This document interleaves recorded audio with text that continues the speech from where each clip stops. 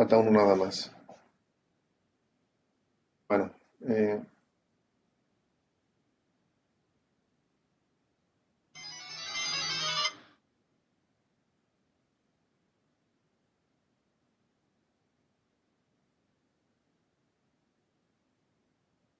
ahí se debería ver un poco mejor.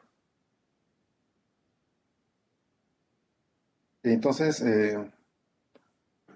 pues iniciamos con el contenido de la materia de robótica y automatización industrial.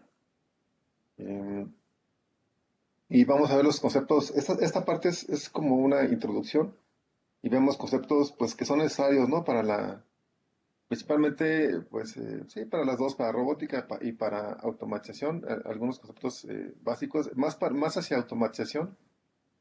Sí les quiero comentar, pues que no sé si les ha pasado en las otras materias, ¿no? En general casi todos están igual, porque son programas pues muy extensos.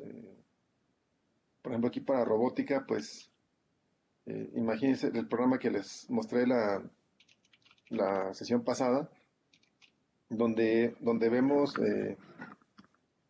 pues la introducción, vemos neumática, vemos hidráulica, vemos control de motores, vemos PLCs y todavía robótica, ¿no? Entonces, pues como ustedes lo han vivido seguramente en sus carreras, por ejemplo, para neumática, pues es un semestre o un cuatrimestre, dependiendo del programa que lleven, un semestre o un cuatrimestre completo, ¿no?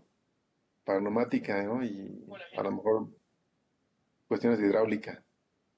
Para lo que es, por ejemplo, PLCs, pues también es un semestre, un cuatrimestre completo. Algunos llevan dos incluso o más. De robótica, pues igual, ¿no? Un cuatrimestre, un semestre completo. Lo que es la parte de electrónica de potencia, control de motores, pues es también un cuatrimestre o un semestre completo, ¿no? Entonces, pues tenemos que compactar la materia, ¿no? Tenemos que optimizar el tiempo. Y pues ese es, digamos, un inconveniente que tenemos, ¿no? El hecho de que tenemos que ver muchos temas en, en muy poco tiempo.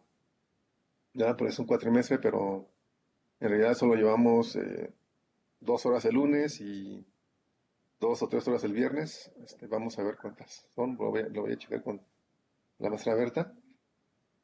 Pero es poco tiempo para todo lo que tenemos que abarcar y probablemente en las demás materias les pasó algo similar o les va a pasar en estas materias que siguen, ¿no? Por ejemplo, van a llevar control, ¿verdad?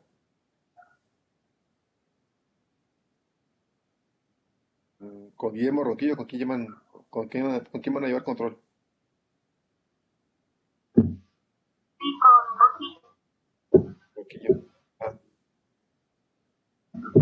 pues igual ahí son un montón de temas y entonces los ven bien rápido y de ahí va, este, seguramente ya tuvieron la primera clase con él. Hoy, Ya. ¿Ya? sí, sí. Y pues ya vieron que va rápido, ¿no? ¿Por qué? Pues porque el tiempo es corto y, y son muchos los temas que hay que ver. A mí me gusta más que lo que se vea se vaya comprendiendo bien, que se vaya entendiendo con profundidad, más que ir a la carrera, ¿no? Y tratar de ver todo y no aprender mucho, ¿no? Entonces, me gusta más el hecho de ir un poco, que ustedes vayan asimilando las cosas.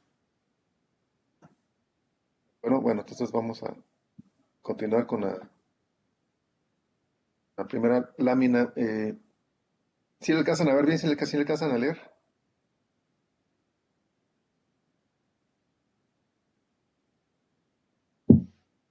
Sí, sí se ve. Sí. Bueno, Viridiana, ¿nos ayudas a leer, por favor? Automatización. La aplicación de máquinas para las tareas que pueden ser ejecutadas por seres humanos o como se va haciendo más común, aquellas tareas que de otra manera serían imposibles de realizar.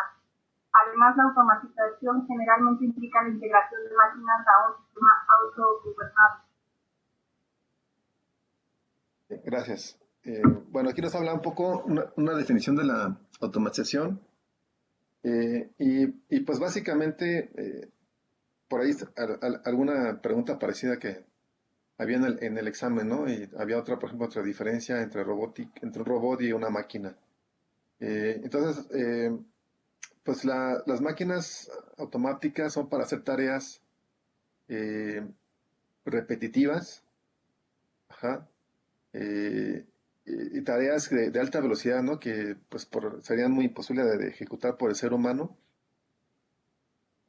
Y pues sí son, de alguna manera esto implica sistemas autogobernables, ¿no? La vemos la que sigue. ¿Nos ayudas también, Viri? Estas dos. Automatización, según la definición, sistema de manufacturación Manufacturización. diseñado para extender las capacidades de las máquinas para ejecutar ciertas tareas antes hechas por seres humanos, para controlar secuencias operativas sin intervención humana. Gracias. Entonces, todo esto nos lleva a que las máquinas ejecuten tareas que son difíciles para el ser humano, ¿no? Principalmente son una ayuda hacia lo que es la humanidad, ¿no? Básicamente, las máquinas nos dan esa facilidad de poder producir nuestros bienes de una manera rápida y económica. ¿Quieres seguir leyendo, por favor? Ahí en la lista, el primero que esté.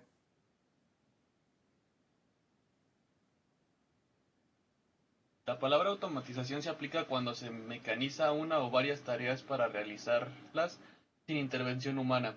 Una máquina automática es aquella que puede efectuar diversos trabajos automáticamente mediante una programación previa. Gracias. Entonces, automatización se usa cuando yo mecanizo una o varias tareas, ¿no?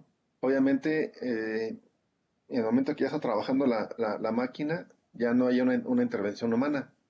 Ajá. Y bueno, los trabajos se realizan automáticamente. Ahora vamos a ver lo que es la definición de un robot, ¿no? El robot, la definición anterior de una máquina automática queda limitada para definir a un robot. La palabra clave que distingue al robot es manipulador y reprogramable. Aquí quiero hacer hincapié en que casi todas las definiciones que encontramos en el argot industrial están basadas en un robot manipulador, que obviamente es lo que más se utiliza en la industria. Ajá. Vemos robots para soldar, para pintar. Sobre todo, por ejemplo, en las automotrices seguramente han visto videos de líneas de ensamble de automóviles y pues hay muchos robots trabajando, ¿no?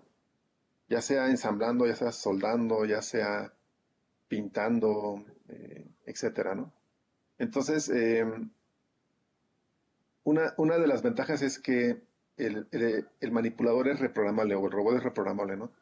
Esta es una palabra clave porque en teoría una máquina automática, como las definiciones que vimos anteriormente, eh, no se podrían adaptar a, a cambios en la producción, ¿no? Por ejemplo, si yo estoy produciendo o embotellando una coca y de repente quiero embotellar un gel, pues ya no aplica, ¿no? O sea, ya la máquina ya no funciona. Y por ejemplo, el robot podría cerrar la tapa de una coca o podría cerrar la tapa de un gel, ¿no? Por poner un contexto, ¿no? Ahí. Entonces, el robot se identifica principalmente porque es reprogramable y entre otras que vamos a ver más adelante, más adelantito, ¿no? Muy bien, ¿quién sigue en la lectura?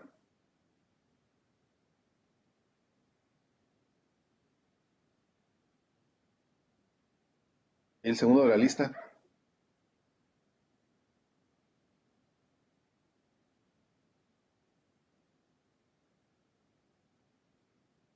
Peleen, no se amontonen. Es que yo no sé dónde está la lista, o cómo. Ah, de los que entraron, como están en la lista del chat, ¿no? Si le pican allá al chat. Pero aparece diferente, ¿no? Dependiendo quién esté como usuario. Bueno, así se va alternando. Bueno, quien quiera continuar, no importa. No haya participado. Yo lo escribí. Robot. Máquina controlada por una computadora que está programada para mover, manipular objetos y lograr trabajos mientras interactúa con su medio ambiente.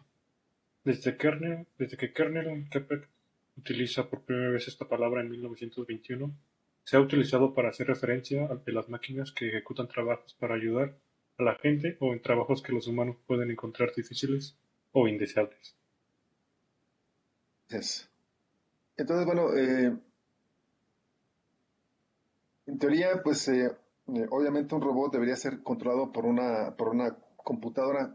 Digo en teoría porque realmente, si nos abocamos a la historia, los primeros que eran un robot fueron los chinos, hace 1000 años más o menos, ¿no? Eh, este robot funcionaba en base a engranes y cuerdas, ¿no? Que tenían. Entonces, vamos siendo justos en la historia, fueron los chinos los primeros que inventaron una especie de robot, era como como un humanoide, ¿no? Más o menos. Les comento básicamente era, Autómatas, ¿no? sí, un autómata, pero me refiero a humanoide que tenía la forma de un ser humano, ¿no? O intentaba tener la forma de un ser humano. Ajá. Y, y bueno, fueron los primeros. Obviamente no llevaba una computadora.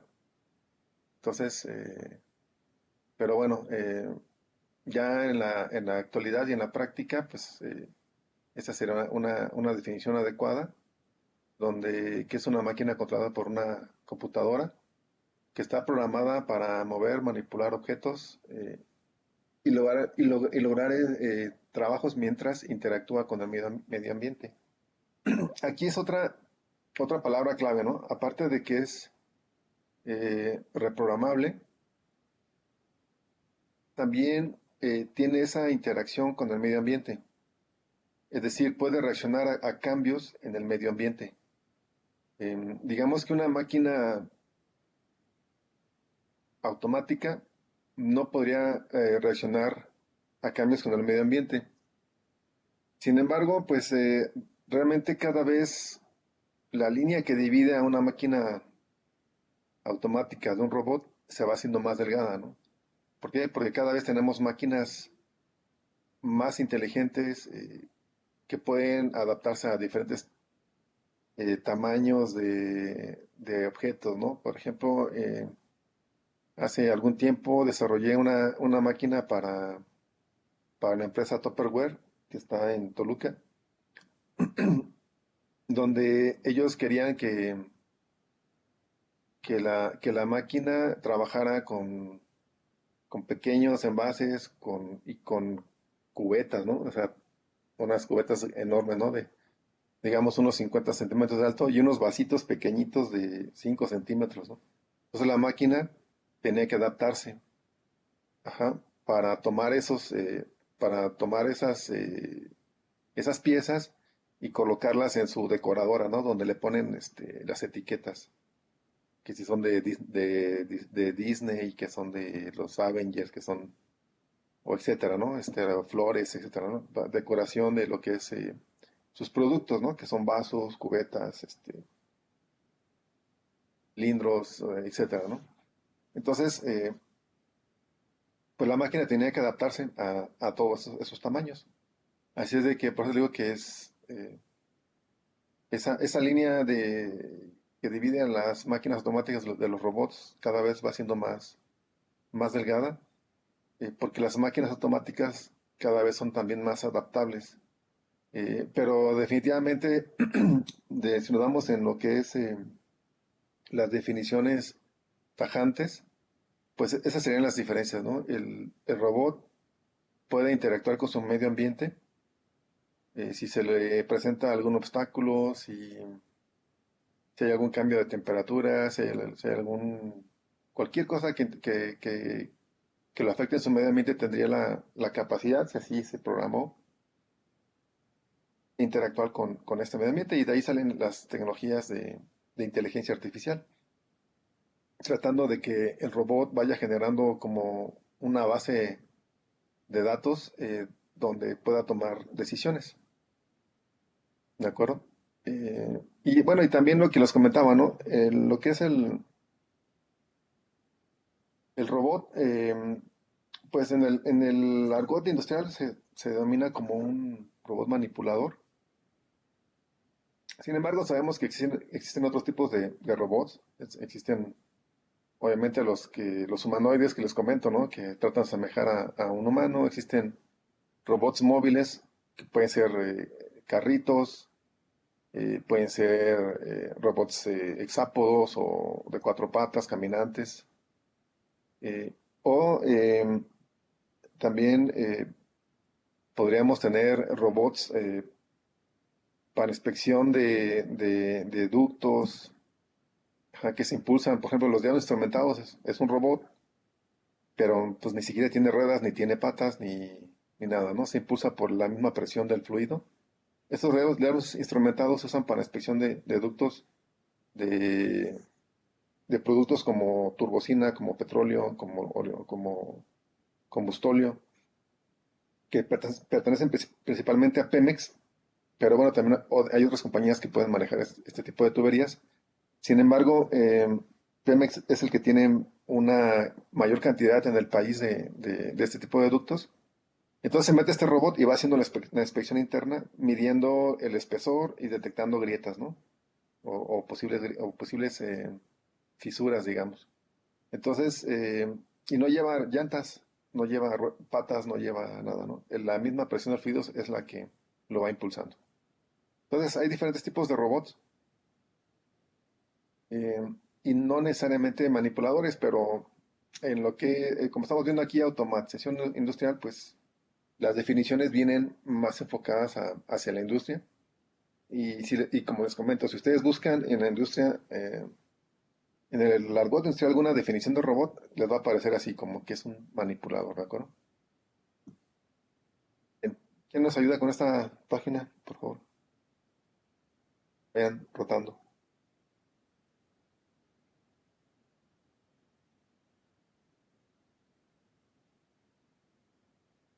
Si quiere yo la leo.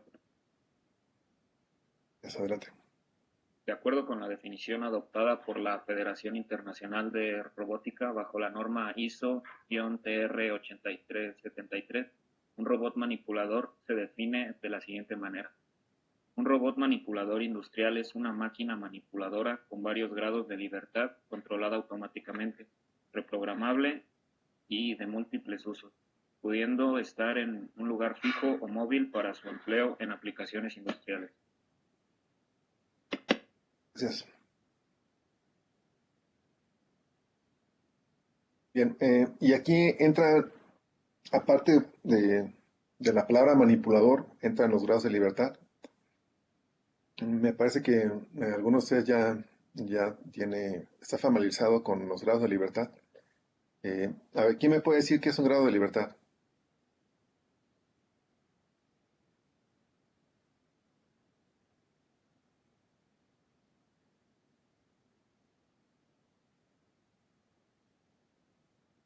¿Nadie?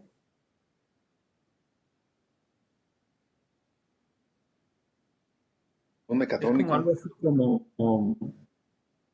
como el número de, de movimientos libres e independientes que puede hacer un robot. ¿Correcto? Efectivamente, eso es. Son movimientos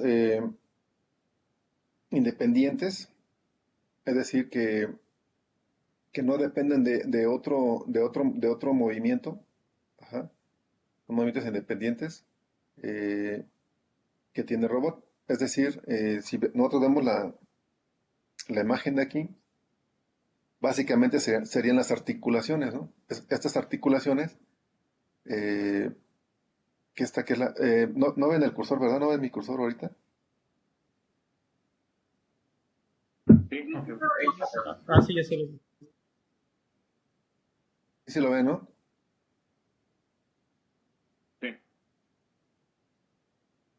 Eh, entonces, aquí tenemos las articulaciones, son estas que están aquí. Aquí abajo también, esta es la de rotación. Y luego tenemos estas otras dos. Y luego tenemos también esta, que es la de para girar la herramienta, ¿no? Y luego en la herramienta muchas veces tenemos también aquí más grados de libertad. Normalmente estos robots manipuladores son de 6 grados de libertad. Ajá. Eh, ¿Qué quiere decir? Que tiene 6 movimientos independientes. Entre ellas, pues tendríamos la articulación de la base, esta articulación, aquí van 3, y luego estas de rotación y algunas articulaciones que tengamos acá en lo que es la herramienta. ¿De acuerdo? Entonces, quieren verlo de alguna manera resumida, serían las articulaciones de un robot. Pero bueno, no todas son articulaciones, por eso la mejor definición es los movimientos libres e independientes, ¿no? que tiene un robot. Por aquí podría solamente ser una rotación de esta pieza, y no necesariamente ser una articulación, sino más bien es una rotación ahí, ¿no? Es un grado de libertad con rotación. No, no articula, digamos, pero sí rota. Entonces ya es un grado de libertad.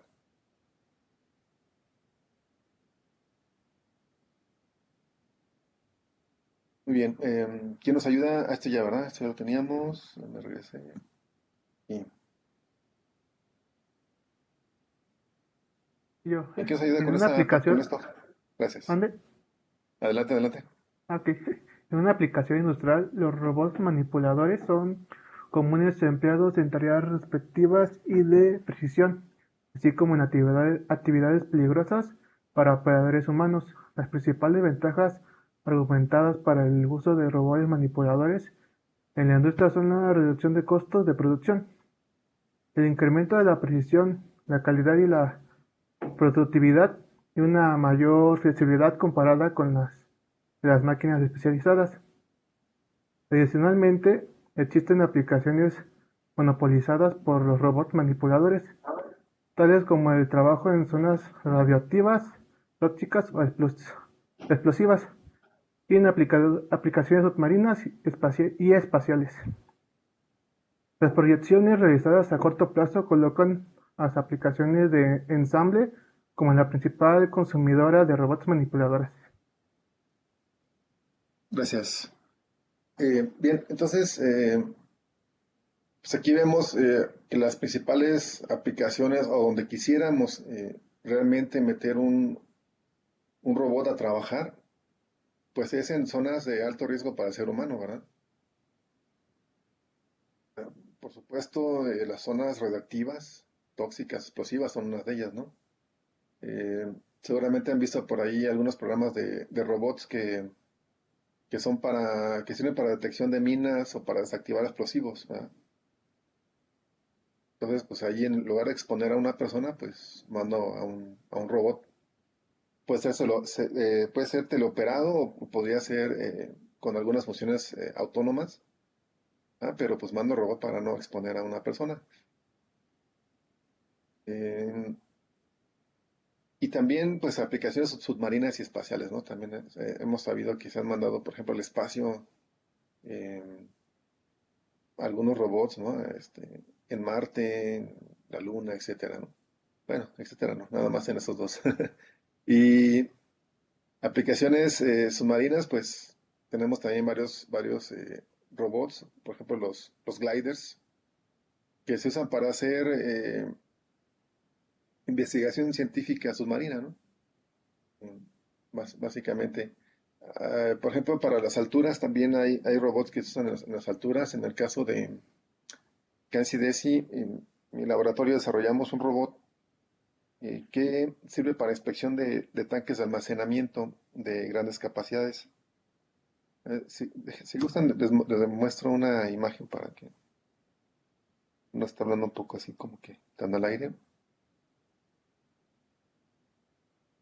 Un segundito, ahorita lo buscamos por aquí.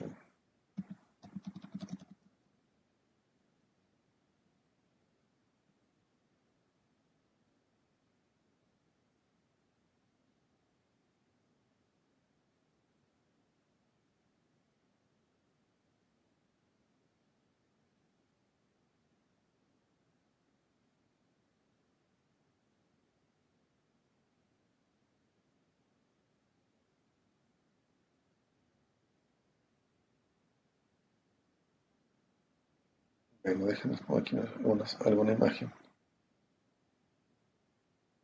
La carpeta, dejen que abra la imagen.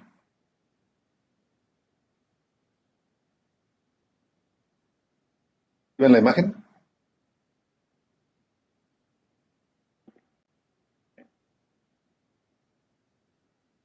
Bueno, miren, este es un robot para inspeccionar tanques de almacenamiento.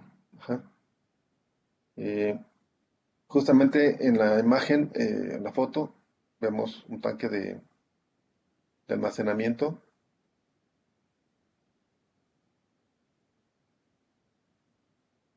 No es tan grande ese tanque, pero pues sí es un poco alto.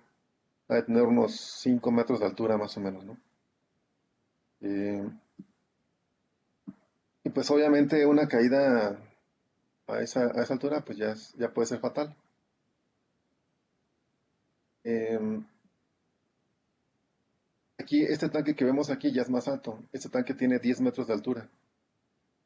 ¿Ah? Es más grande y tiene 10 o 11 metros de altura. Entonces, pues imagínense Pega, eso. ¿Perdón? se pega al metal, ¿verdad? Sí, se adhiere al tanque y lleva un transductor de ultrasonido que va haciendo un barrido de la placa. Entonces va detectando grietas o bien, pues la técnica de inspección nos dice que debo hacer un mallado del tanque, un mallado de puntos. Es decir, no un barrido. Inicialmente no se hace un barrido, sino inicialmente se hace una malla de puntos, un cuadriculado, más o menos de 9 pulgadas por 9 pulgadas, alrededor de todo el tanque, ¿no? Entonces, pues son miles de puntos. Esto de manera convencional lo hacen con andamios, ¿ah? O con escaleras o con arneses, ¿no? Esa famosa técnica de rappel. Obviamente, eh, el riesgo está latente, ¿no? Desafortunadamente ha habido pérdidas de inspectores que pues, han perdido la vida por trabajar en las alturas. Y ese robot viene a solventar esa problemática, ¿no? Eh, Utiliza magnetismo para adherirse al tanque y lleva sensores para detección de obstáculos. ¿Ah? Y con el transductor que lo lleva, digamos, en la panza, va haciendo la medición de los espesores, de los puntos de espesores. Además, después de la medición del punto de espesores, si se encuentran algún punto o algunos puntos sospechosos o que hayan dado una medición baja, pues podemos mandar al robot para que haga ahora sí un barrido de esa zona. Ajá, y analizar más a detalle qué está pasando. Ajá. Entonces, bueno, pues aquí vemos las imágenes, y un poco más de cerca. De este robot tenemos una patente.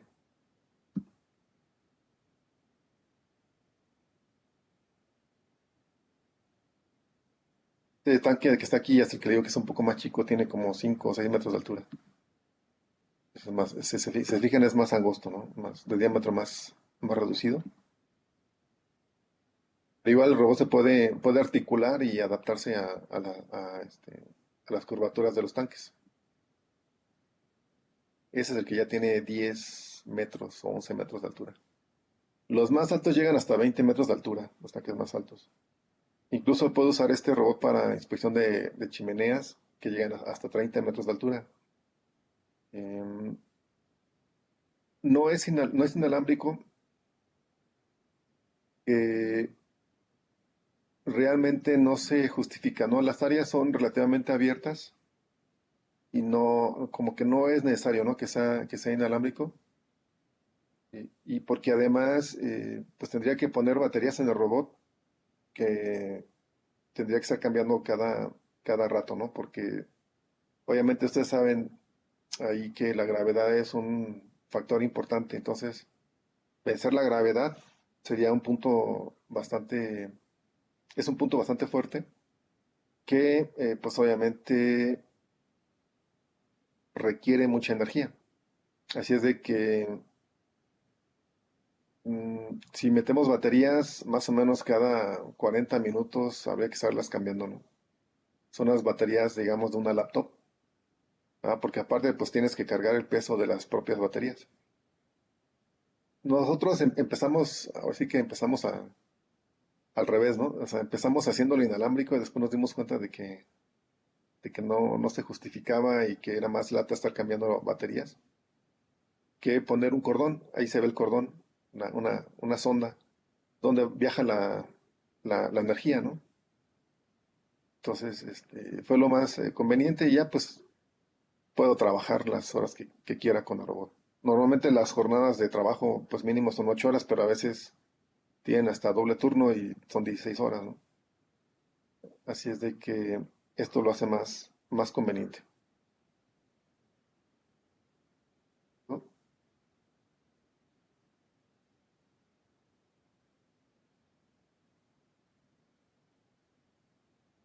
A lo largo del curso vamos a estar viendo algunos proyectos que se han desarrollado.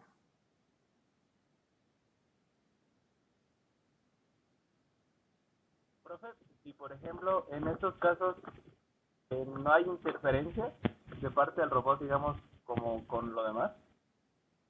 Fíjate que cuando era inalámbrico sí había interferencias, pero pues ahorita como todo es por cable, pues ya no hay bronca, ¿no? ¿O a qué tipo de interferencia te refieres? Sí, me refería como a ruidos exteriores o que interfirieran, no sé, con otras cosas.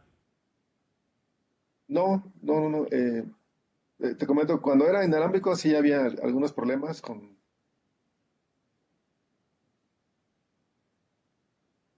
señales que provenían del medio ambiente, ¿no? Pero, déjenme bajo aquí.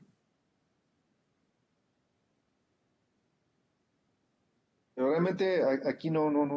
Obviamente el sistema de alimentación tiene un sistema de filtros para evitar que algún ruido, porque hay muchas máquinas grandes trabajando cerca, que puedan interferir al funcionamiento del robot. Entonces se toma cuidado en hacer filtrados de la línea, ¿verdad? Correctos para que el robot trabaje adecuadamente, ¿no?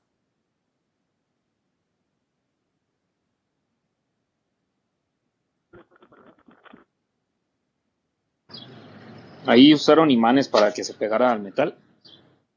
Sí, sí, usamos Y eso imanes. no causaba interferencia con cuando enviaban las señales o algo así. Eh, el cable lleva una malla, que hace un blindaje del cable, y la electrónica que va en el robot también va protegida, justamente con un blindaje igual, ¿no? Si se fijan, el robot es metálico, ¿no?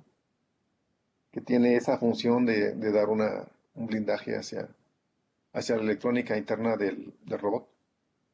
Utiliza, para su operación, utiliza un DCP. ¿Sí conocen los DCPs? Más o menos. No, yo no. Sí. Sí, algunos y otros no. ¿Cuántos sí?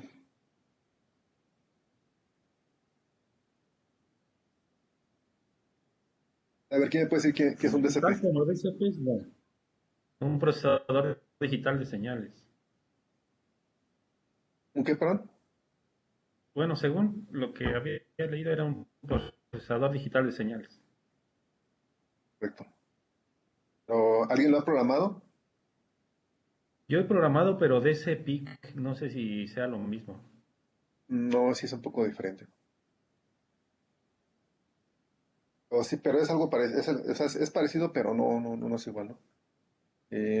Bueno, los DCPs, como bien comentaba su compañero, significa, por sus siglas en inglés, procesador de señales digitales. En inglés sería Digital Signal Processor. Ajá, digamos que es una especie de microcontrolador de alto desempeño.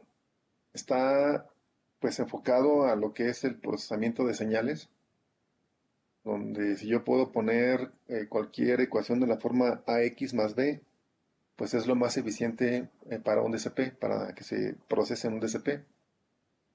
Es decir, que el DCP puede multiplicar y acumular al mismo tiempo, ¿no? Entonces, esto quiere decir que el DCP puede ejecutar, a diferencia de un microcontrolador, que solamente ejecuta una operación a la vez, el DCP puede ejecutar múltiples operaciones en un solo ciclo. Esto ya va a depender de la arquitectura. Los más sencillos procesan, es un poco variable entre 4 y 10 instrucciones en un solo ciclo de reloj. ¿Ah? Y bueno, ya hay más sofisticados que pueden ejecutar más instrucciones, ¿no? Entonces se utilizó un DCP de Texas Instrument, Profe, de ¿la activa los cuenta TMS. como DCP? ¿La activa ¿Qué, C? perdón? ¿Activa C? No, no, la TIVA es más bien un microcontrolador. Ah, La TIVA es más un controlador, un microcontrolador. ok. Ajá, sí, el DCP es una arquitectura un poco más compleja. Es una arquitectura Harvard Multibus, el DCP, ¿no? Entonces, sí es muy eficiente para ese tipo de proyectos, ya que podemos programar distintos algoritmos de control, ¿no? O incluso algoritmos que se estén ejecutando en paralelo. Ajá. Y eso pues beneficia mucho al robot, ¿no? En este caso es más, más solvente, ¿no? Con las tareas que tiene que hacer.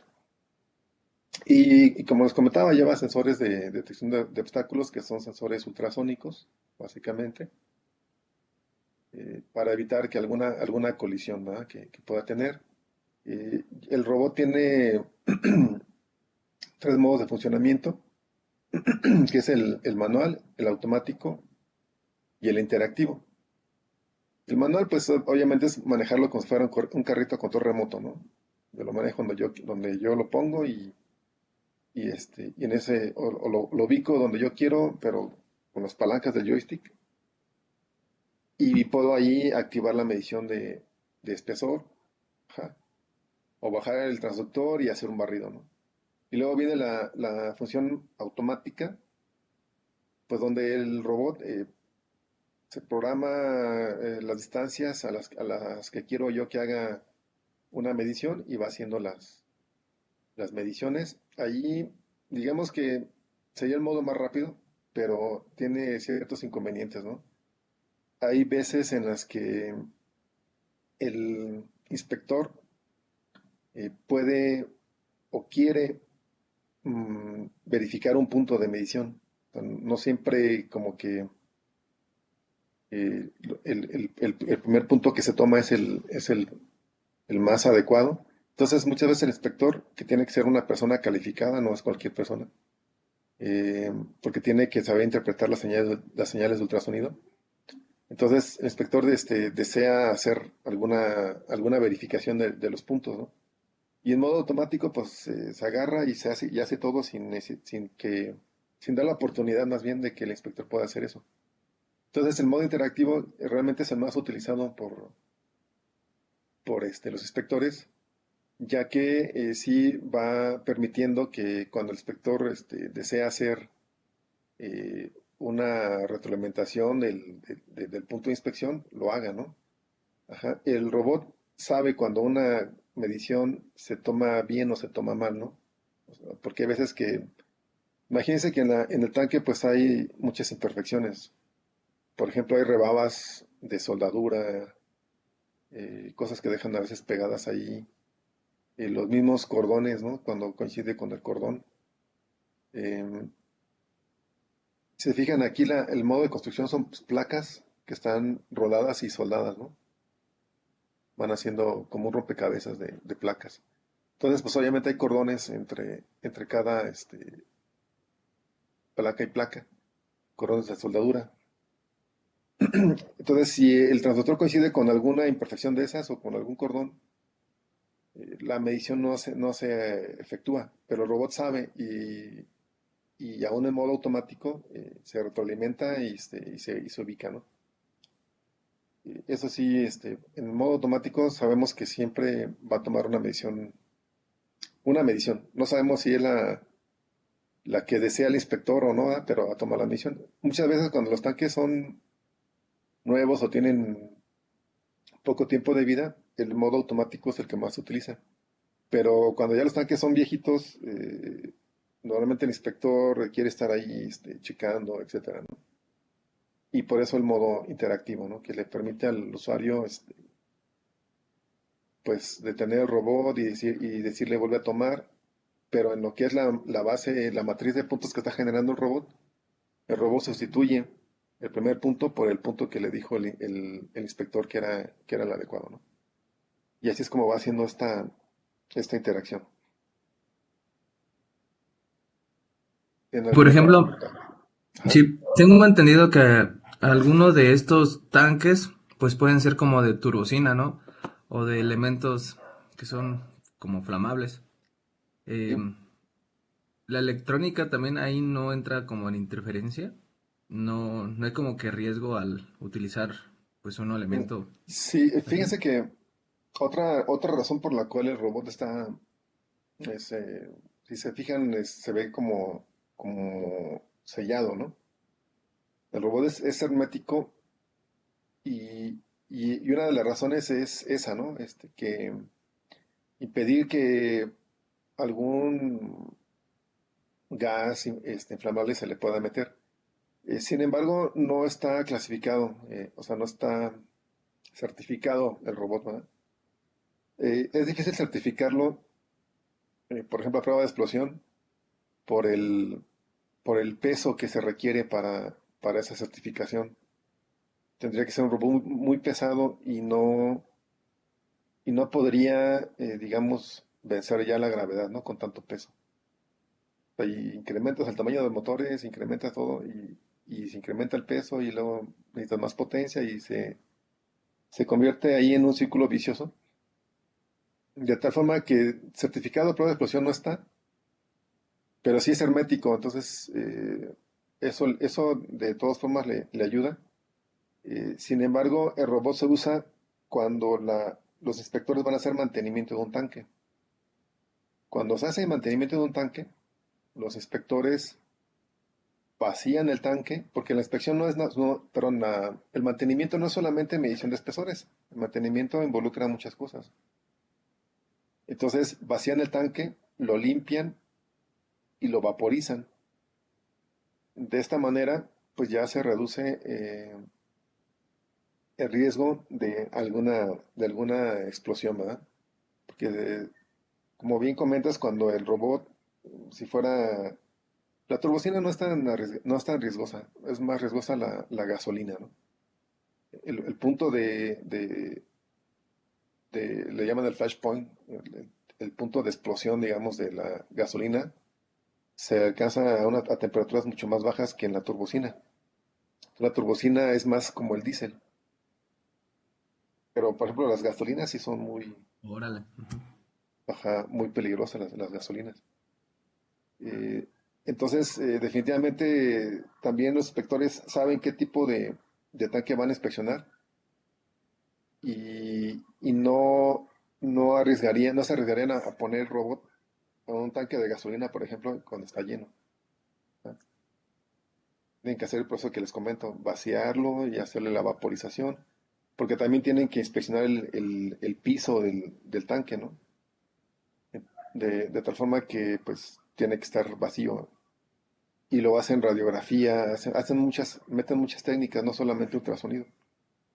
Por eso es que no hay realmente riesgo, porque normalmente, y eso se especifica en el manual del robot,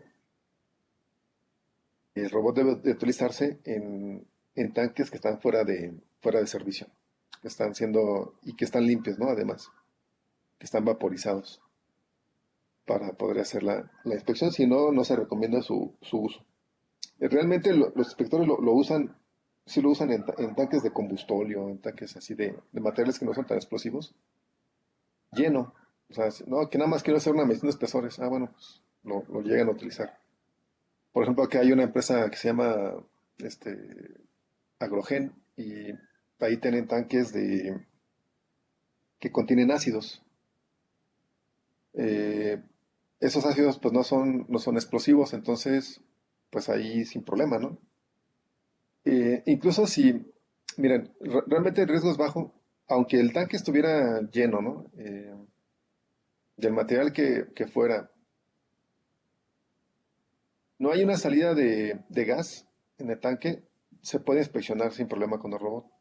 El problema es cuando hay compuertas abiertas o donde sale gas, porque en realidad ustedes saben que ustedes pueden tirar, por ejemplo, un cerillo en turbocina, hasta en gasolina lo tiran así y lo más probable es que no prenda.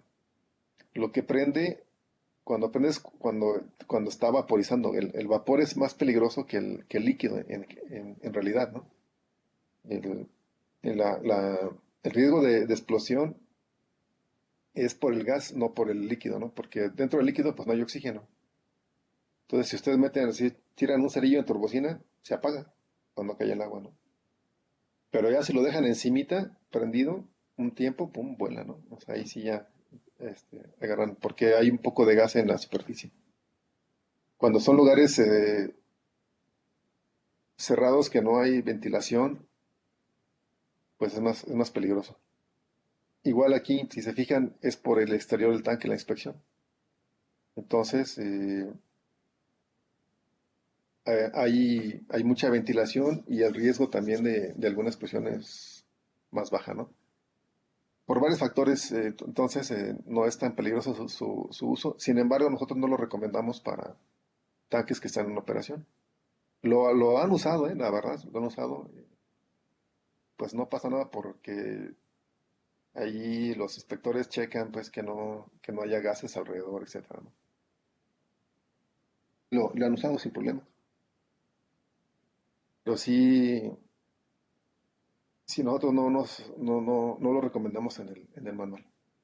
¿De acuerdo? ¿Alguna Doc, otra y por pregunta? ejemplo, ¿hay otros similares en el mercado o es como que el único en su tipo? No, fíjense que este robot lo hicimos en el año 2002, pero ahorita ya hay otros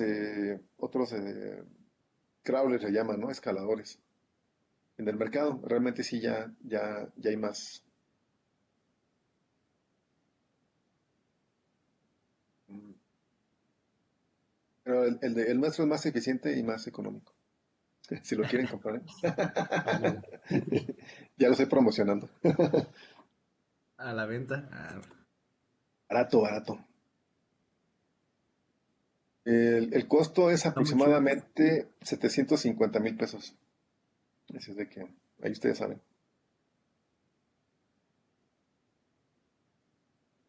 Me imagino que pues tiene sus ventajas, ¿no? A las personas que se dedican a hacer esto. Les es redituable. Miren, la inspección de un tanque de almacenamiento de espesores lo cobran hasta en 80,000 pesos. Un tanque como el que vemos aquí, ¿no? Claro, con el análisis del inspector y todo lo que significa, porque se supone que cada punto se toma con cierta precisión. Entonces, entre 50 y 80,000 pesos cobran por hacer un análisis o una inspección de este tipo. Así que realmente el robot se paga solo en poco tiempo.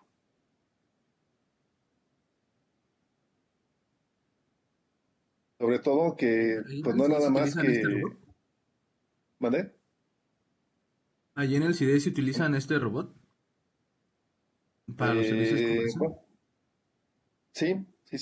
sí lo utilizan, es correcto. En, lo tienen en Pemex, lo tienen en la CFE también, nos lo compraron. Y es. Entonces, pues sí, el robot realmente se paga solo y pues cada vez estamos pensando en meterle nuevas funcionalidades, ¿no?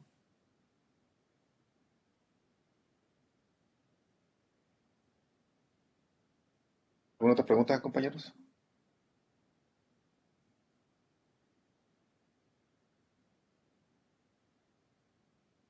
¿Por qué no usar un FPGA? Mm, bueno, miren, ahí, Todavía no los... a ver, no escuché, se cortó la comunicación.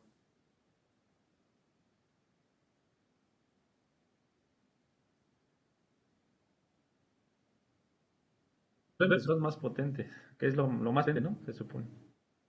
Ah, le comentaba gente que hay en el mercado, ¿no? De electrónica, de procesamiento. Sí, bueno, miren, aquí hay una pregunta, ¿no? Que siempre está en el aire, ¿no? ¿Qué es mejor, un DSP o un FPGA, ¿no? Esa es una pregunta que siempre muchos estudiantes se hacen. Es como aquellas, ¿no? Cuando eres niño, ¿quién gana, un león o un tigre, ¿no? Más o menos. Eh, aquí yo les respondería que depende. Si nos vamos a la aplicación, al tipo de aplicación, o sea, ¿para qué aplicaciones es más conveniente el DSP y para qué aplicaciones es más conveniente el FPGA? Yo creo que ahí gana el DSP. Y nos vamos, y bueno, les voy a decir por qué, miren. Si nos vamos a lo que es procesamiento, yo creo que el FPGA es el que gana. O sea, ¿quién procesa más, ¿no? Más rápido y más cosas, ¿no? Y no más rápido, sino que más bien más cosas. Y ya cuando procesas más cosas al mismo tiempo, pues se hace más rápido, ¿no? Obviamente. Pero si yo nada más voy a hacer un único PID, imagínense que solamente van a hacer un control y van a hacer un PID, un simple y sencillo PID. Solamente uno. ¿Qué meto? ¿Un DSP o un FPGA? Meto un DSP. En velocidad de procesamiento no va a haber ninguna ventaja del FPGA.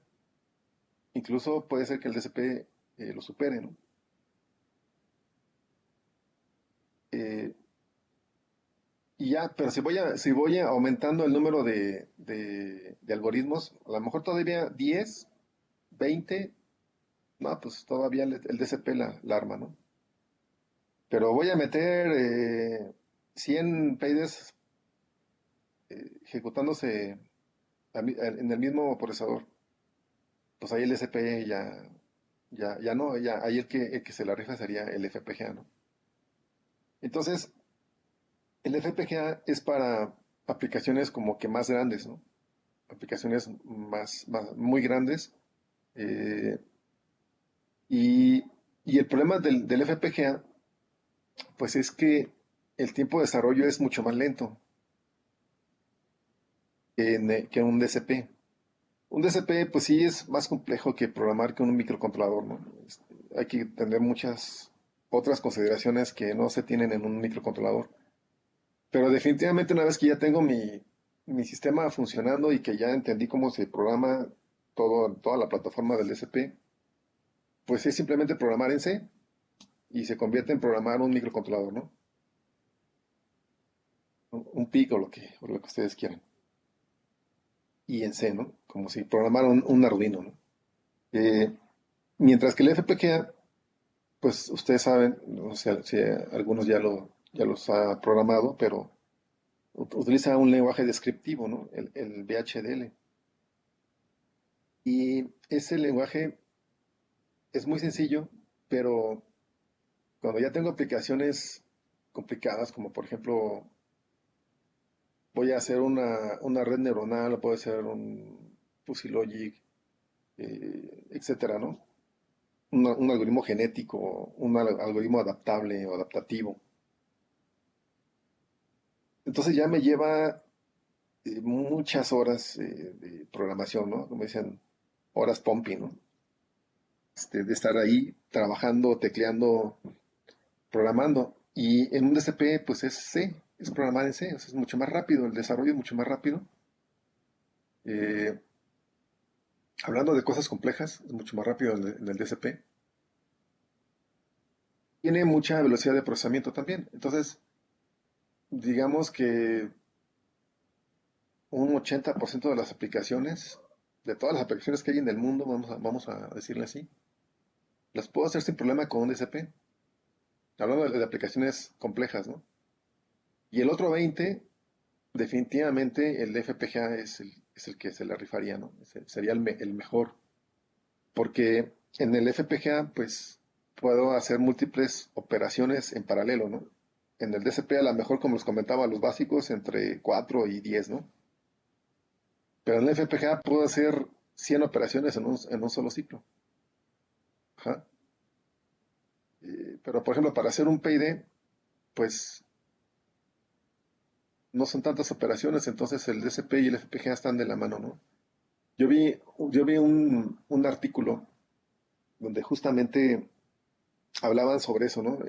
Para control de motores específicamente, o para control, para el área de control.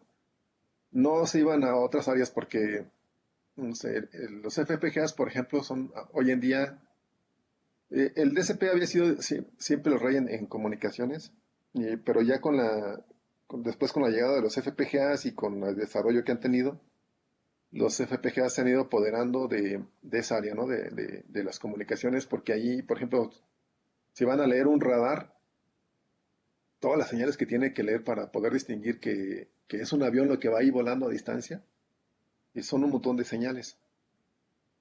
Ajá. Y ahí, sin duda alguna, el FPGA es el rey, ¿no?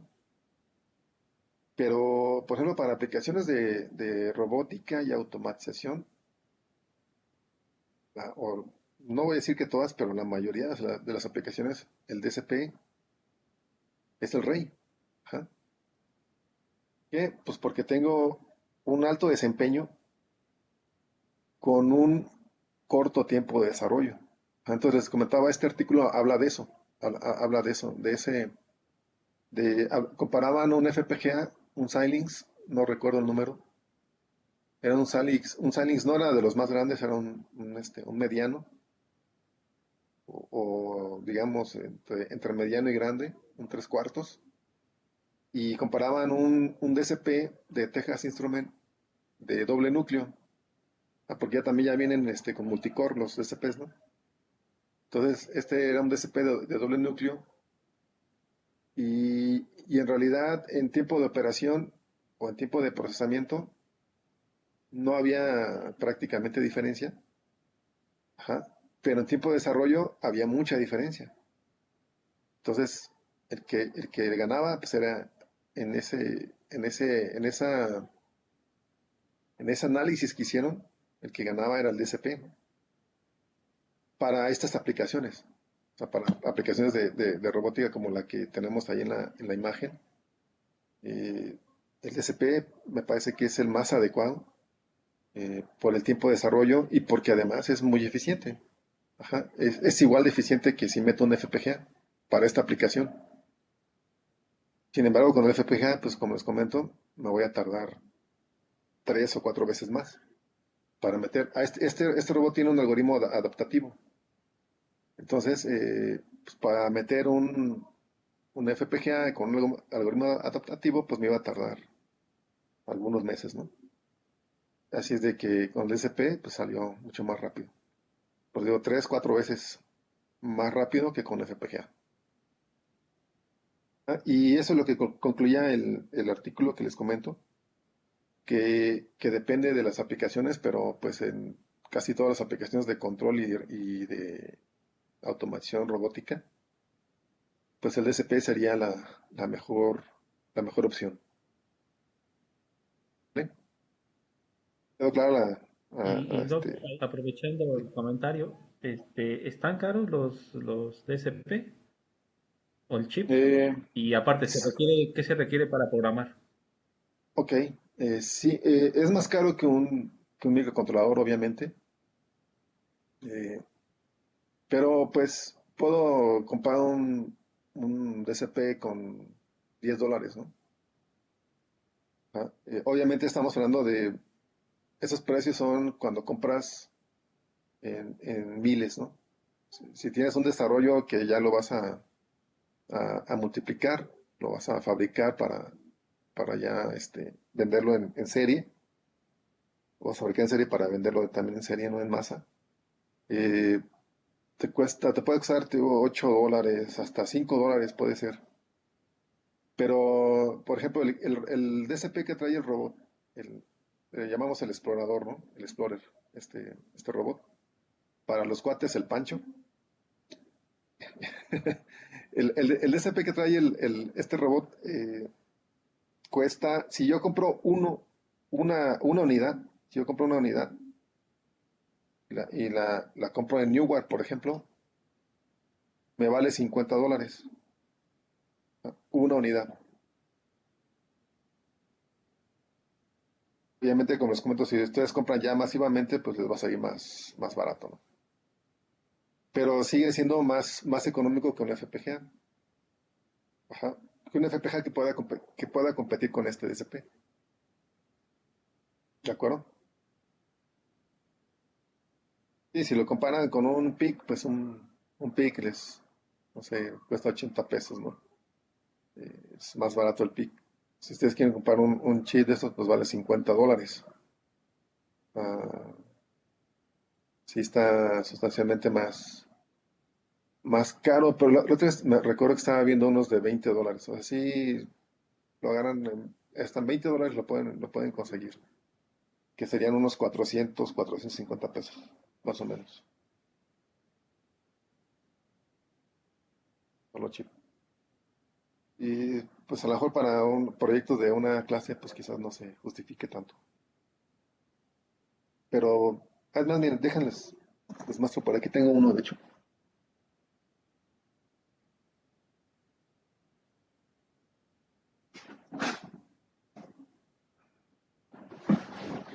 Miren, esta es la caja. La caja del DCP de la familia C2000. La familia C2000. Este,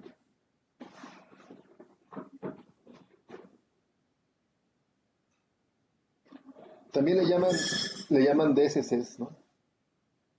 A los DCPs de Texas le llaman DSC, que es Digital Signal Controller. Entonces, el bicho,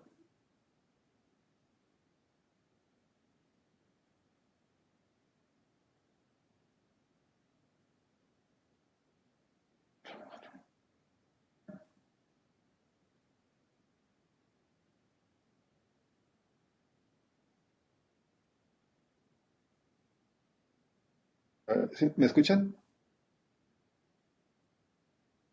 Sí, se escucha. Sí, sabe Es por que, qué. es que, es que no sé por qué déjame ver,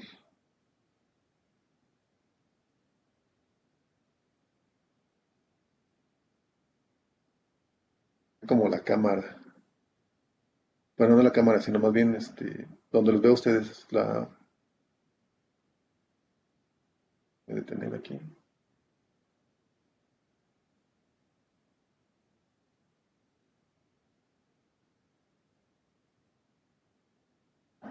Bueno, aquí está el chip, sí lo ven, ¿verdad? Bueno, más o menos se ve.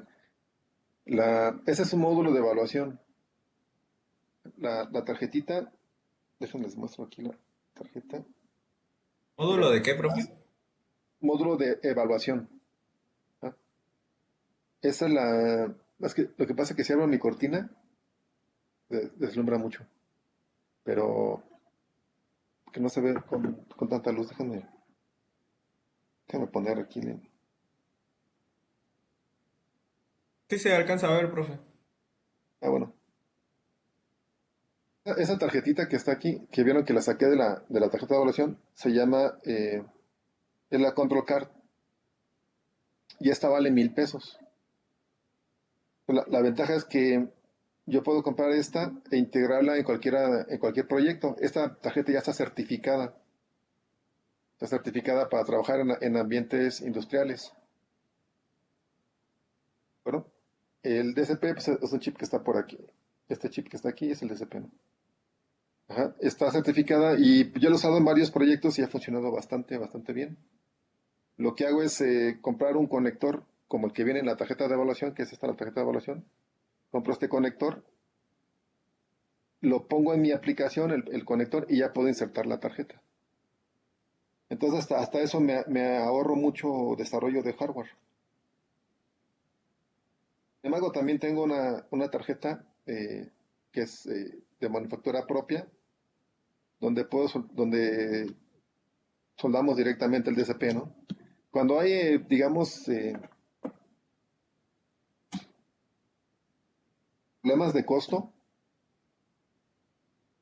se recomienda pues que tú hagas tu propio desarrollo, ¿no? Si no hay mucho problema de costo, que hay veces, por ejemplo, este robot, ¿no? Pues puedes meter la tarjeta que ya viene certificada y todo, ¿no? Son 1,000 pesos nada más de la Control Card y ya el desarrollo de tu tarjeta.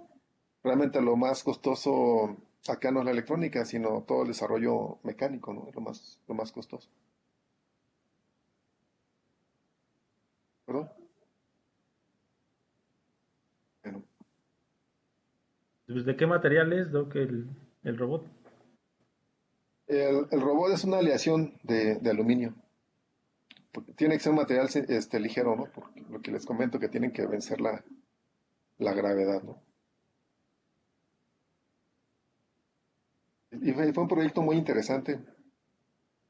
Sí, mucha gente lo ve funcionar. Ah, es un carrito, ¿no? Que se mueve ahí en el tanque, ¿no? Realmente el desarrollo costó mucho, mucho esfuerzo. Y les comento, vencer la gravedad y tener la potencia adecuada para hacerlo, pero que no pese mucho, o sea, porque pueden meter los motorzotes, pero pues ahora tienen que levantar el peso de los motores, ¿no? Entonces es como encontrar un equilibrio preciso y exacto, ¿no? Y luego el magnetismo y luego los cordones de soldadura. Hay algunos que tienen hasta 1,5 cm, 2 cm de altura. Realmente parece que no, pero ese es un obstáculo bastante fuerte de vencer, ¿no? O sea ¿por qué? En los primeros intentos que hicimos en los cordones se nos despegaba el robot, ¿no? No se caía porque lo traíamos con un cordón de vida. Entonces traía un cordón que lo amarrábamos arriba. Entonces si se llegaba a despegar quedaba colgando, ¿no? Al principio pues, se nos despegó varias veces. Ujú. Nunca se cayó porque y al principio era un modelo muy diferente al que tenemos ahorita, ¿no? Ese primer desarrollo les comento que les comentaba que lo hicimos lo empezamos en el 2000, lo acabamos en el 2001 ya lo hemos acabado, pero seguimos trabajando como 2002 todavía perfeccionamos varias cosas. Y también lo vendimos ese robot hasta que en el 2013 hicimos o conseguimos recursos para hacer la nueva generación, que es la que ya les mostré acá. Y ya también ya se modernizó comparado al 2013, ¿no? Ahorita ya el que vieron en las imágenes ya es más nuevo. Aquí es cuestión de renovarse o morir, ¿no? Como dicen.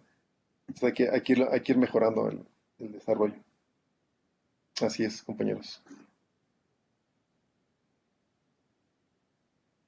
¿Alguna otra pregunta del proyecto? Pues, pero si no, mejor adelante la clase. Ok, entonces vamos a Interesante, muy continuar. interesante. Sí, les digo, es un proyecto muy bonito. A mí este proyecto me gustó mucho. Fue mucho esfuerzo y mucho trabajo, complicaciones, pero me gustó mucho el proyecto, ¿no? Ya cuando logramos el resultado, pues sí, fue algo bastante motivador. Lo más reconfortante, me imagino, que pues está usando, ¿no? Es lo más reconfortante que se está usando, sí, porque pues pasa seguido, de desarrollos que se hacen y que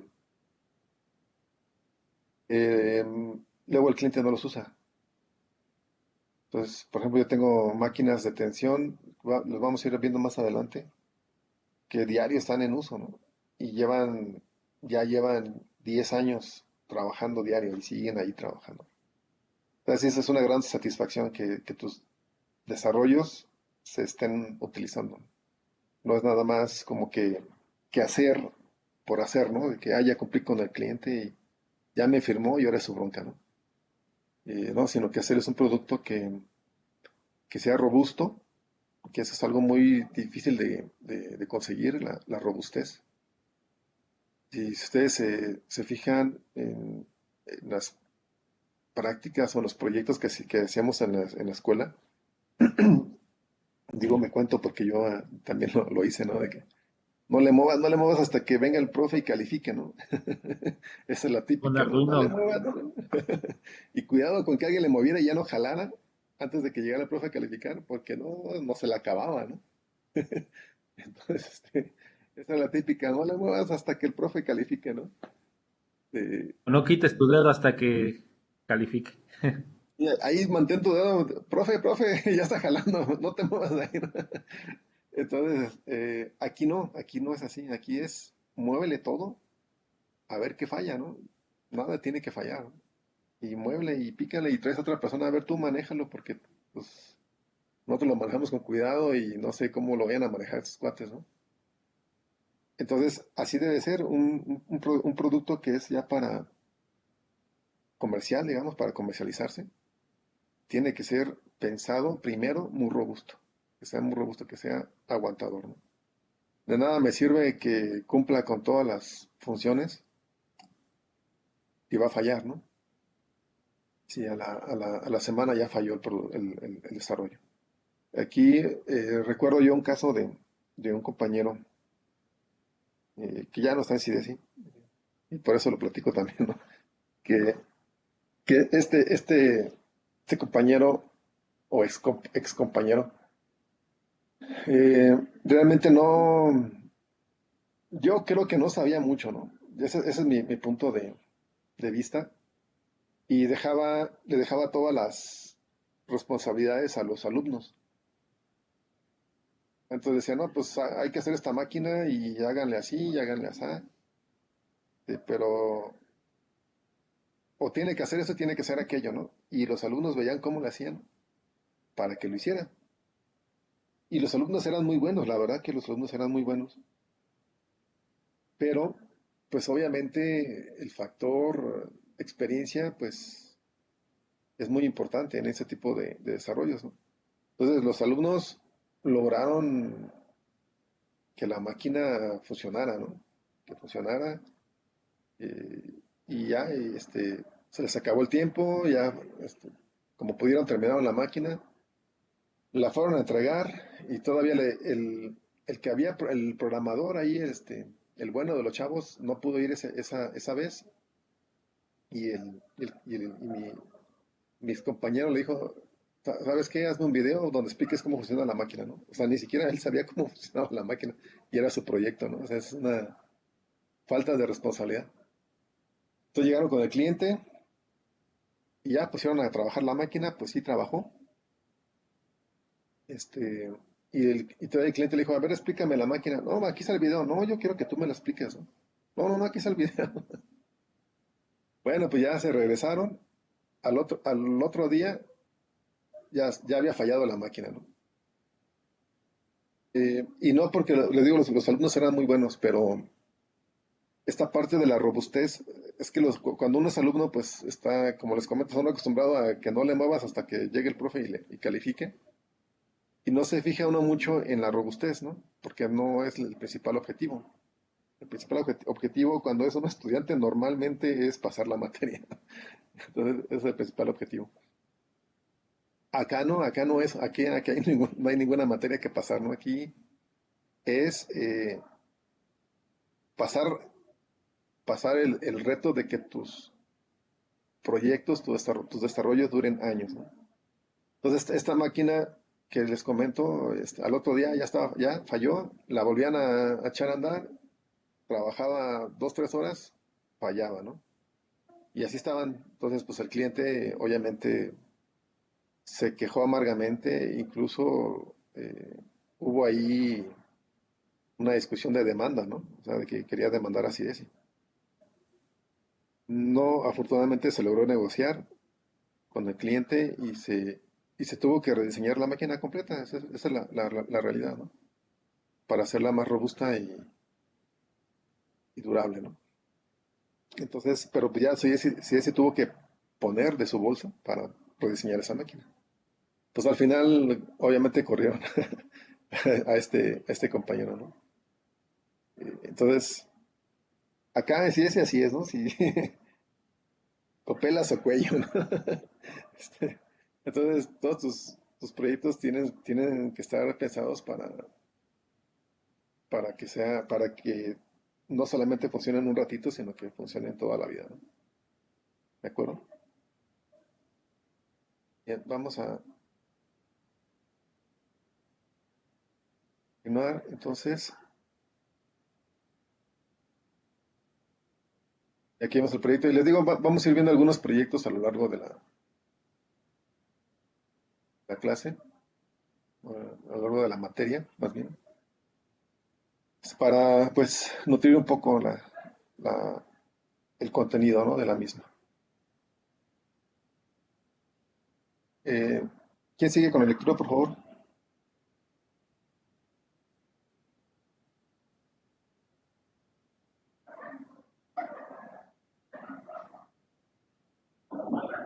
Adelante, adelante.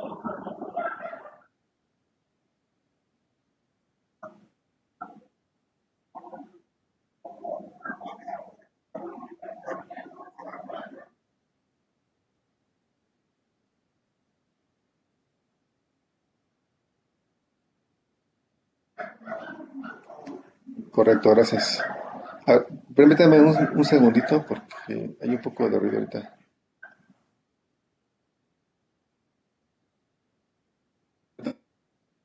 Ahorita regreso.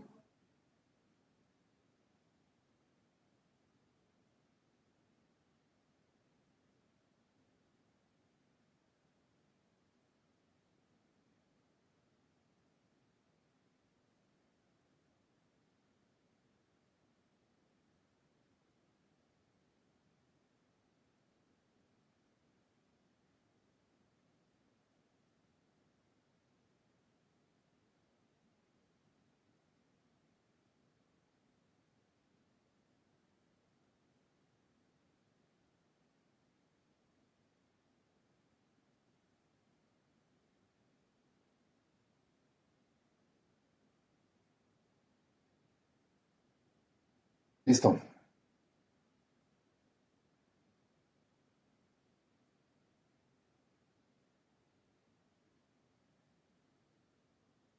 Bien, entonces estamos viendo que lo que es la historia de la automatización, pues las primeras máquinas obviamente que se hicieron eran para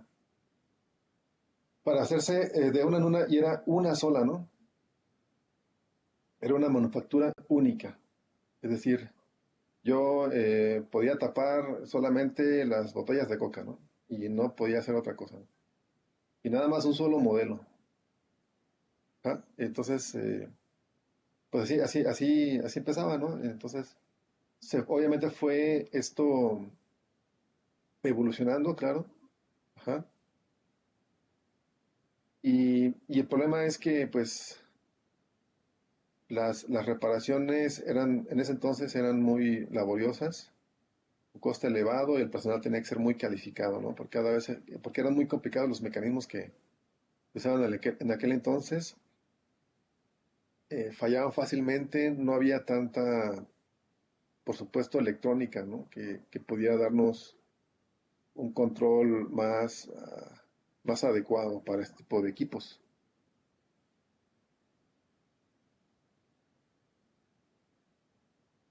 Muy bien, que sigue, por favor. Sí, bueno, sin embargo, llega la demanda masiva de bienes personales en los lugares industrializados. Los operarios se especializan y se crean nuevos dispositivos en el campo de la automatización industrial.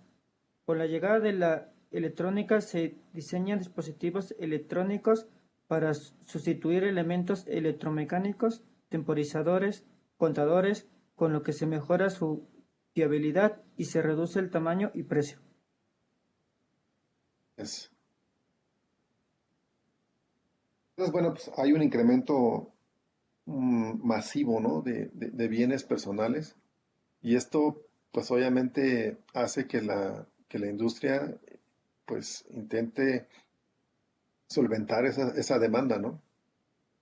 Y, y, pues llega la electrónica, y nos cambia esos dispositivos electromecánicos eh, por dispositivos electrónicos, ¿no? Ajá. ¿Ustedes saben qué dispositivo electromecánico se usaba antes, antes de la llegada de la electrónica, digamos? Eh, ¿qué, cómo hacían el control de estas máquinas? ¿Cómo hacían ese control secuencial de las máquinas? Digo, hablando de dispositivos electromecánicos, ¿no? Porque inicialmente, pues ya comentamos que muchas cosas eran mecánicas 100%, ¿no? Por engranajes, etcétera. Pero, pues obviamente eso era muy complicado. Entonces, tomaron estos elementos electromecánicos para hacer el control, ¿no? de las máquinas. ¿Cuál era ese dispositivo electromecánico? ¿O saben ustedes cómo hacían el control en aquellos años? Levas, ¿no? Levas, Ajá. engranes, no, no sé. Mm, Y sí, originalmente eran levas en granes, ¿no? Eso era mecánico, pero eso evolucionó un poco a dispositivos electromecánicos. Entonces, ¿cuál era lo eléctrico, no? Había un elemento en aquellos años que era justamente el encargado de hacer el control, ¿no? De de hacer las veces de un PLC, digamos.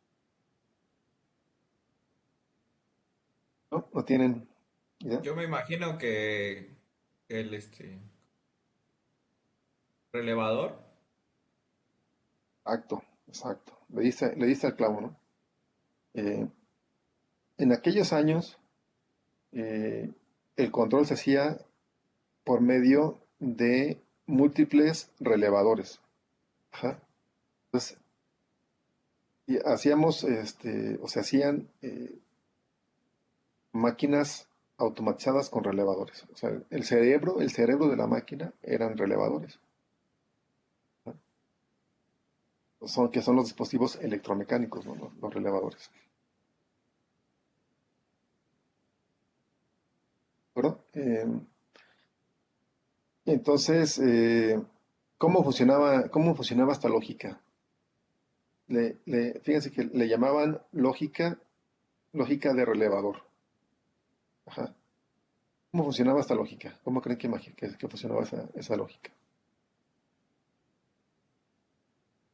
Se usaban como compuertas lógicas, ¿no? Se hacían arreglos de relevadores y con ellos se hacía el control. ¿Correcto? Es correcto. Se hacía como si fueran compuertas lógicas. Ajá. Y todos,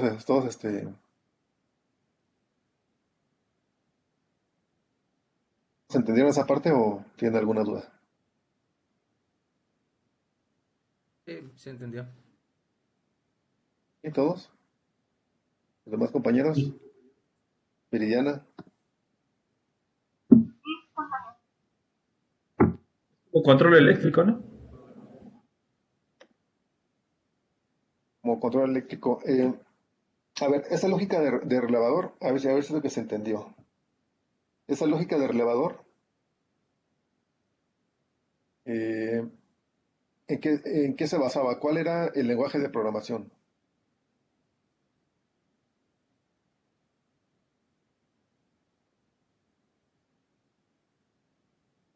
El Era un binario. lenguaje Creo que era en quizás no era un escalera. quizás no era un lenguaje de programación, pero era un método de programación, ¿no? Más que el lenguaje de programación, porque,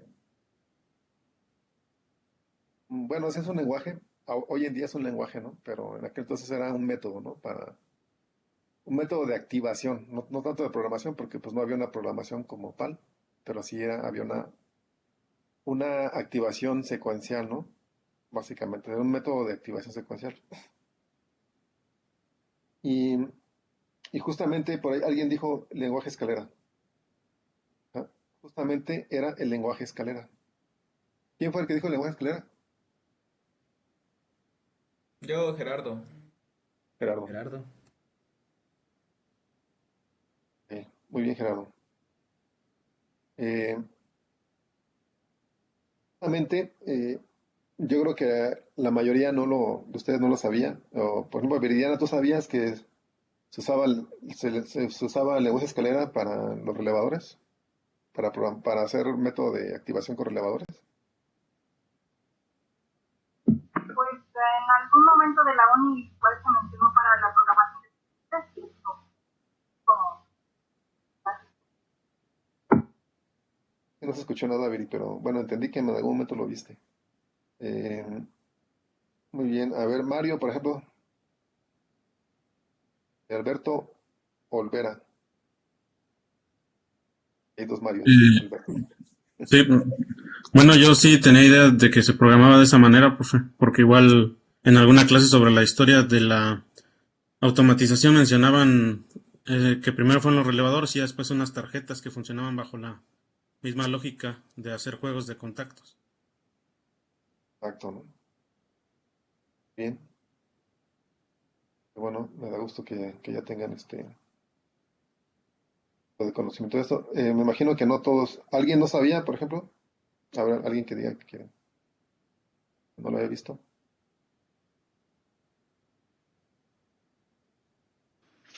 Yo sí no recuerdo haberlo leído.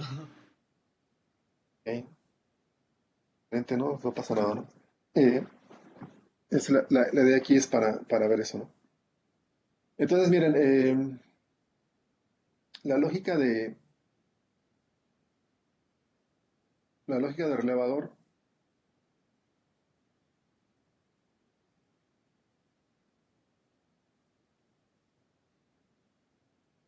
se basa en esto, ¿no? En el lenguaje escalera, justamente, donde tenemos línea. Discúlpeme, aquí la letra, realmente este pad está es muy sensible y no, o no soy muy acostumbrado, no sé, ¿verdad? Una de dos. Las clases en línea son nuevas, ¿no? Entonces, pero bueno, aquí tenemos la línea, tenemos el neutro, ¿ah? Lo que tenemos en un lenguaje escalera convencional, ¿no? Pero en el lenguaje relevador, esto, ok. ¿Ah? Y tendríamos un contacto. ¿El contacto de quién? Del relevador. ¿Ah?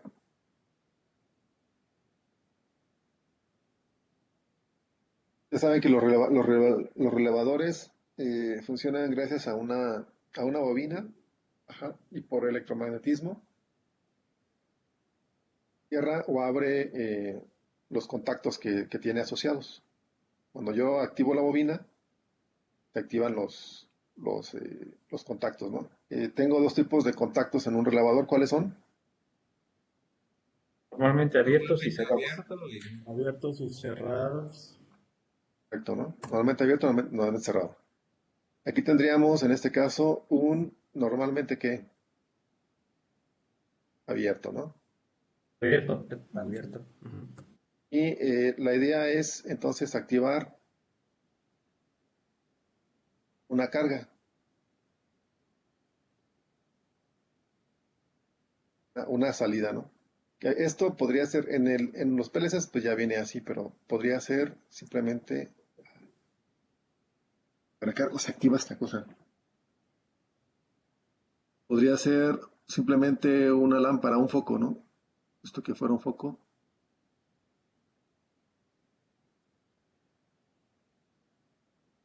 con un poco de imaginación. es un foco. Eh, y pues simplemente cuando el relevador se cierra, se prende el foco, ¿no? Pero, pues yo puedo tener diferentes compuertas lógicas, ¿están de acuerdo? Si yo pongo otro contacto aquí, paralelo, pongo un contacto en paralelo, qué tipo de compuerta tengo? Por. Una OR, ¿no? Es decir, se cierra este o se cierra este, se activa la lámpara, ¿no? Y podría tener aquí otro contacto. Ajá. En serie. ¿Y este qué tipo de compuerta sería?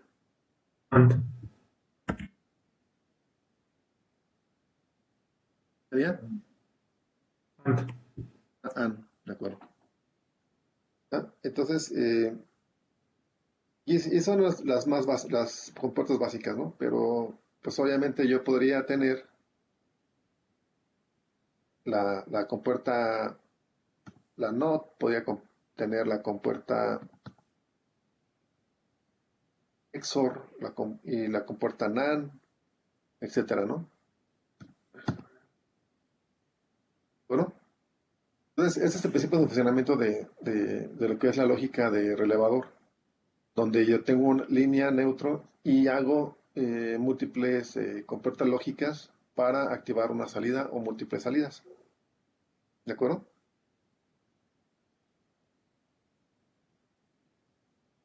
Para los que no lo habían visto, pues ahí está, ¿no?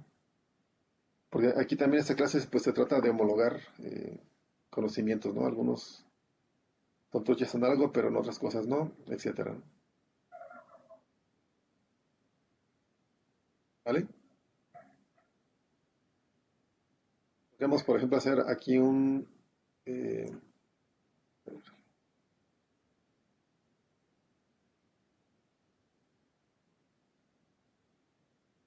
hago esto.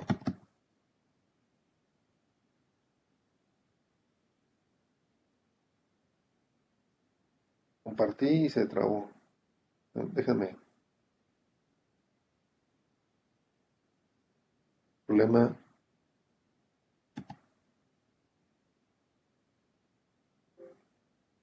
Bueno, miren, mientras vamos a hacer un break y ahorita continuamos, ¿no?